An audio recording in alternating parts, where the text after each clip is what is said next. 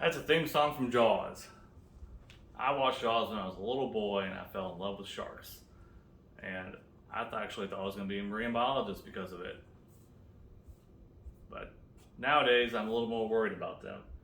In the last 50 years, 70% of the shark population has plummeted. And that is scary because they might not be around much longer if things continue the way they are. So today I want to talk about why sharks are important to our oceans, why they're dying in such record numbers, and what we can do about it. So first, why sharks are important.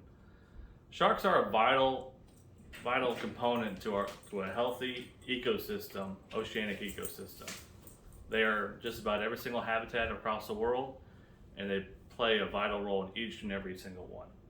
The most obvious thing they do is they hunt. They cull the herd in a lot of fish populations, and because of that, they create a healthier and more vibrant population of that fish, and that is beneficial to us and to them and all sorts of other animals in those oceans. Another one of the other things that they can do is that, like for example, a tiger shark is kind of a climate activist. He helps protect marine seaweed from herbivores. His habitats tend to have a lot of marine seaweed and they tend to hang out in a lot of it. And because of that, herbivores don't eat as much of it and they don't eat it to degradation. And so these tiger sharks are conserving them.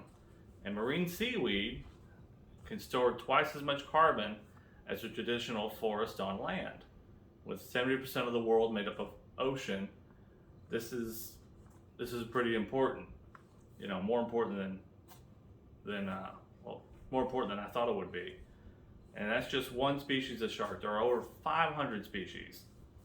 So what is destroying all these shark populations? Well, the biggest culprit is overfishing. Overfishing accounts for between 69 to 273 million shark deaths a year. And a lot of it is incidental. These fishermen aren't going out to necessarily capture and kill fish.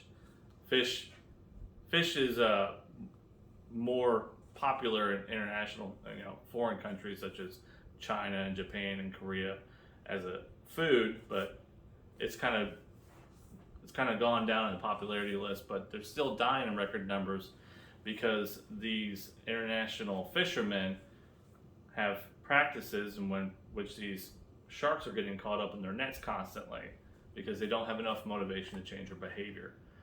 So we have to try and push for international regulation to change that. We'll kind of get to that in a second. Another thing that's affecting them a lot is climate change, the warming of the oceans. And that's forcing them to change their pattern of behavior constantly. And when that happens, they're not as successful as they usually are because they've been around for 400 million years. They've adapted to a lot of things, but climate change is changing so fast that their offspring might get born in too warm of water, or their food supply might move faster than they expect it to. And this leads to them dying and not surviving as long as they could. So what can we do about it? What steps can we do to help? And you might think because we live in Missouri we can't do much, but there's stuff that we can do. We can buy seafood that's sustainably sourced, and you can find that on the packaging. They come from fish farms, and these farms aren't catching fish when they're creating their product.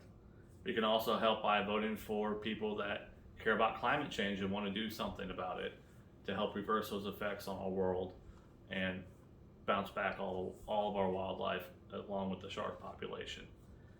Another thing we can do is we can stop using single-use plastics. You can replace your water bottles with metal canisters.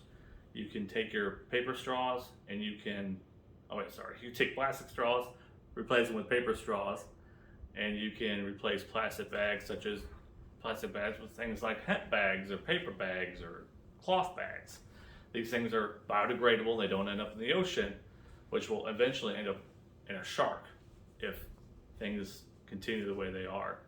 And we can also help by spreading the word, telling people you know what they can do to help curb this behavior that we're seeing that's having such a negative effect on the shark populations. And the last thing we can do, is you can help donate to shark conservation organizations. They go out and they do the hard work of conservation by relocating sharks and keeping an eye out on illegal fishermen out in international waters, and also by pushing for oceanic sanctuaries for these sharks to live in and to bounce back their populations in.